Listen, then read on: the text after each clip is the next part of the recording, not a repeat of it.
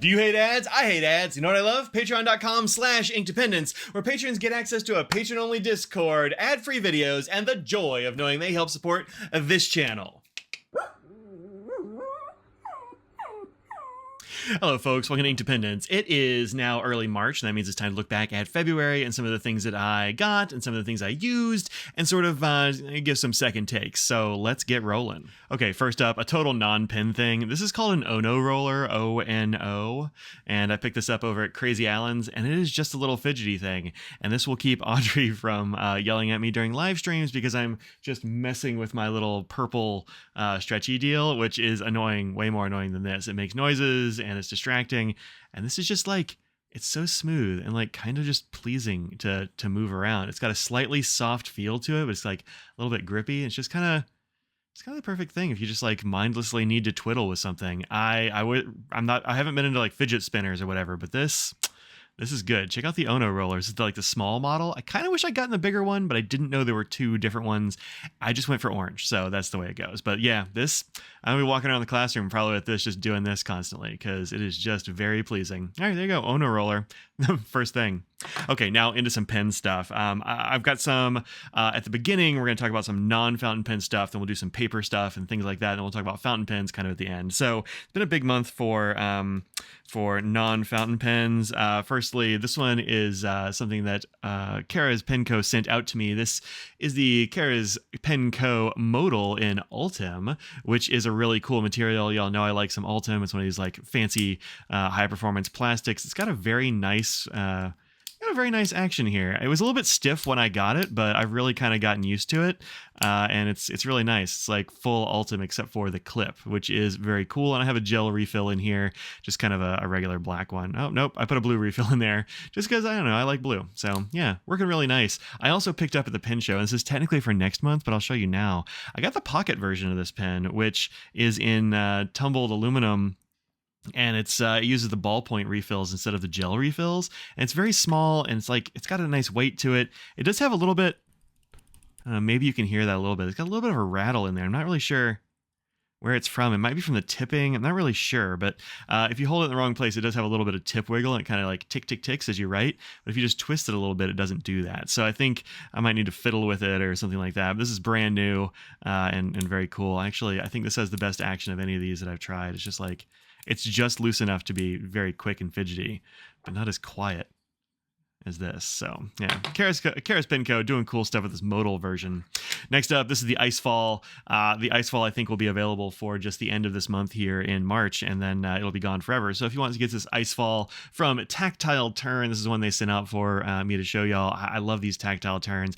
I may have bought another one at the pen show, but that was technically a March thing, so you'll see it at the end of this month. But look at this like awesome titanium Damascus clip, and this cool like, you know, icy, it just looks like the surface of a frozen lake or something, or a glacier, and I think it's pretty great. I've got a really nice blue refill in here now, which is aqua blue from Pilot Juice, and it really kind of matches the feel of this pen really well. I dig it. I really like this side click action. So two really great pens this month for sure.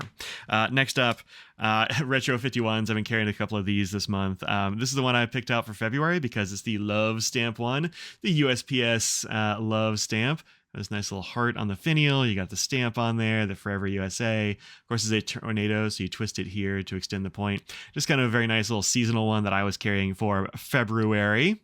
And then I got this one just at the end of February. It just like appeared on my mailbox. I had no idea this was coming. This is the Retro 51 and Rickshaw Bagworks. This is called the Asanoha, which is the second in a series of these metal ones with traditional sort of like Japanese designs. So this is the Sagea, which is the repeating wave pattern over and over again. You can see it's got the wave on the finial as well. This is the Asanoha, which is a hemp leaf, which is very cool. So this is another one of these traditional kinds of designs. Again, it's engraved, or rather etched, I should say, and then it's coated with a really nice nickel finish, which is very pretty. You can find these over at the Rickshaw website, where they are still available in both ballpoint, or rather rollerball, and pencil forms. But really beautiful. I like how the light catches that. These are both Fantastic pens. So check that out, the Asanoha, and also you can still get the Sagea, and I don't know how this is still available. Super good. All right, so that's it for standard pens. Let's talk a little bit of paper stuff. Firstly, I have been using this plotter for the last, I guess I started using it this month. I just got some, the appropriate refills and that sort of thing for it. This is the Horsehair 2 design, and I hear there might be one of these coming to the US. So keep your eye out for that. I don't know when it's going to be announced, but like sometime soon. I've heard rumblings on some sites. Now you can see it has started to get a little bit of wear. I did have it in my bag when I went to, I throw it in my bag for like daily stuff. It goes to the office with me all the time. It sits on my desk. It's in my drawer. I took it to the Baltimore Pen Show with me. And, just from being sort of in my bag, kind of like pushed up against other stuff, it started to get little shiny bits where the rings are. I think that's totally fine. It's leather and it's supposed to wear in. I don't think I have anything on here I can't show you. No, probably not. Oh, here's my list of stuff that I was gonna talk about. A couple of these I actually forgot, and I'll have to grab those before we finish. But yeah, so I have some little notes here. This is Yamamoto's bank paper that I've been using this month, and it's really nice. I got a 6-hole punch, and I just punched little holes in these little squares. These are from Yamamoto. You can get them in these little pads, kind of like a tester thing, but I really like it just for little notes and stuff like that. So that lives in the front, and then I made these little dividers, and I cut the corners off so that they'd turn more easily. I am very crafty, but this is just some of the memo pages, and it sort of tells you what you did. It's like, oh, I need to actually fill that in. Let me see. Where's my little marker? It might have been this. I don't actually remember what I used, but there we go. These are actually 100%. I wrote my thank you letters for Christmas, so those are all done. We'll check them off. And there you go. I have found that this paper doesn't love gel pens too well, and it doesn't really like heavy markers. So like these zig markers, the color dots that I like so much, do tend to bleed through a little bit. This one's just my like work in progress list over here. And then next up, I just have some blank pages that I use for random things, and I have my monthly spreads and stuff like that. I did get some monthly spreads for the plotter, so I can actually use this as a full-on planner.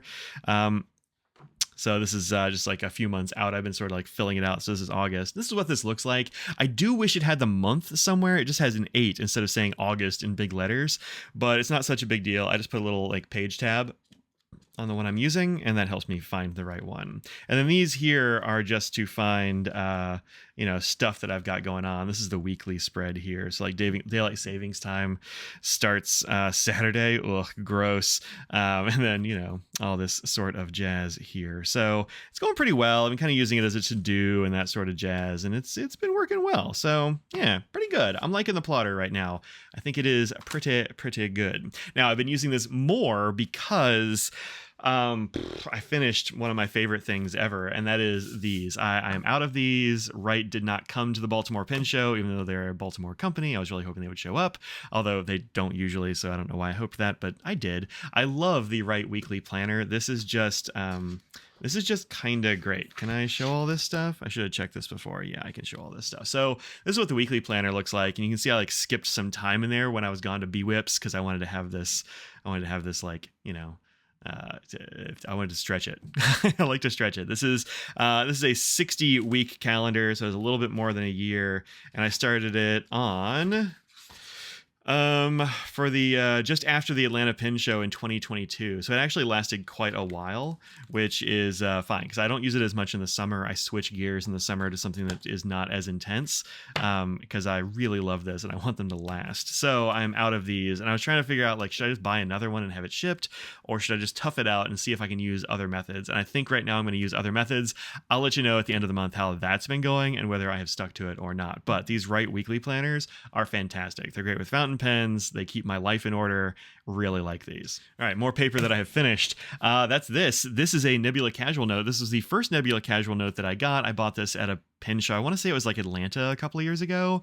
And I just kind of went on a shelf for a little while. And then I went ahead and just started using it for ink reviews because it's actually really good for ink reviews. It's great against water. It shows up really well, I think, on camera. It shows ink properties very well. It's got little dots that aren't too obtrusive, but does help me keep things in order. I like that. Nothing has bled through this so far. It's been really, really good. So I have actually finished this. I wrote the last one for this one. Lamy Blackberry, which was up on the site very recently. And then this last page, I'm not going to use because I actually scribbled all over the back of it, and so I don't want to do that. But this has been great paper. It's like 90 GSM paper. It's very white. It's ink proof, as it says there. And I think it's pretty great. So the other thing I started doing, and I wrote this down in my little notes there, is somebody had the great idea on Twitch for me to just like, why don't I just tape or glue my chromatography strips in here so that they're nicely organized and they're with the inks that I was talking about. I'm like, oh, that's a really good idea. And so I started leaving room for them. And so I've changed the format of my ink reviews just a little bit. And I've gone back through and I've trimmed some down so that they'll fit in and that sort of thing. But yeah, it's been going. I don't know why I never thought of that. I just didn't. I just kind of keep them in a big clump. This is not as well organized as this. So thanks, folks on Twitch, for coming up with cool ideas. So this one's done. What am I going to do now? Well, I have two more that were given to me by Luxury Brands, who is their distributor in the US. They're like, oh, you like those? I have a couple. So I have a pink one and I have this green one. And I had a little vote on Twitch, and the green one was voted next. So we'll have this one, and it'll be baby pink next time. So Nebula Casual Note, dotted. This is coming up next. Good stuff. I really like this paper. Check it out if you have not yet. Now, time for some fountain pen stuff. This is my Galen Leatherco Everyday Notebook, and this keeps all my currently inked in it. This is one of the two. If you've seen my ink reviews, you know that. So let's see what I inked up this month. It's been a very chill month for inking pens. I haven't done that many. So here we go. First one was this Kasama Una Talim, which was a very generous gift from a friend. This is a Kasama Una. These are made in the Philippines by a guy named Mark, who's like a brain surgeon, I think, a neurosurgeon. And this one is a part of the Talim series. And what they've done with this, and what makes it very interesting, and the reason my friend did not like it, is that it has this titanium section, and then they have like micro welded tungsten to it. So there's like, they took a very tough metal and they welded the toughest metal to it. And it gives it this like really interesting texture, and it feels like it's been beaten up, but it actually has stuff welded to it and not subtracted from it. So yeah, it's really interesting, but a lot of people hate the feel, including this friend who's like, oh, I can't touch it. And I was passing it around at Baltimore because I wanted to get other people's impressions, because actually I don't mind it at all. I think it's just fine. I don't love the sound. Got kind of a grindy sound when you put the cap on. I know that's not going to hurt the Ultim, because Ultim's pretty tough too, but yeah, it does make that. But some people just don't like the texture of it in their hands, and I think it's fine. This nib was done by Kirk Spear. This is one of his lasered nibs. He took like a black Yovo nib and lasered off the black in a bunch of spots, and I thought the kind of like weird holes and slots look of this kind of matched this. But I went ahead and put this this Ferris Wheel Press Bumbling Blossom ink in there, which is very pink. I thought it was going to be redder, and actually, as it has aged in the pen a little bit, it's turned redder. But this is supposed to be a very shimmery red ink, or ink in like their swatches, I think. But I don't get a whole lot of shimmer, which is weird because I know it's in there, and it's a very nice pink. It's a cool ink, but it's not really what I was expecting, which is kind of too bad. I was expecting more like sheen and that kind of stuff. So I don't know. It's all right. The next one I inked up was this Lamy 2000, which I've had for an age, and you can actually see. You can see how smooth it is in some areas, like on the cap and stuff, where you take it on and off constantly. It's the macrolon, which is the material this is made of, has it just kind of gets smooth with age, and so you can tell one that's been well used. And it's not really smoothed out as much here because I don't really touch it there, and it is smoothed out more here at the tail because that's where it rests against my hand when I'm using it, right?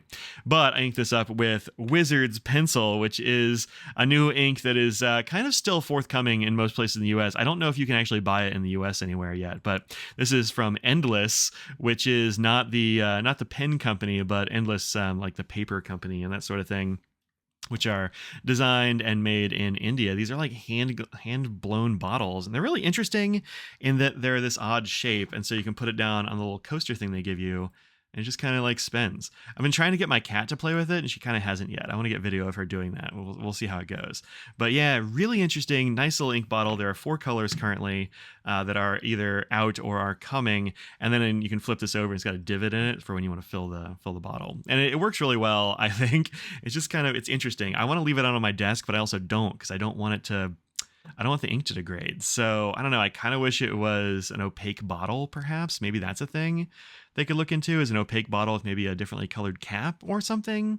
I don't know, because I want it to be out, but I don't want it to degrade in the sunlight. So I don't know, but it looks really cool. This one's called Wizard's Pencil, and it is a really interesting, like kind of slightly greenish gray color. You can see little hints of green in there, I think. Really nice. Then I did, of course, the two Lamy Safaris and their matching inks. You've seen reviews on those already. Cliff and Blackberry, or Violet Blackberry and Pink Cliff. I actually don't know what the official names are of these things. They are kind of mysterious, but we have a very nice blue and then an extremely sheeny, barely purple. I think this color is mostly sheen. I really dig it. Some folks don't like the sheen, so I kind of get it.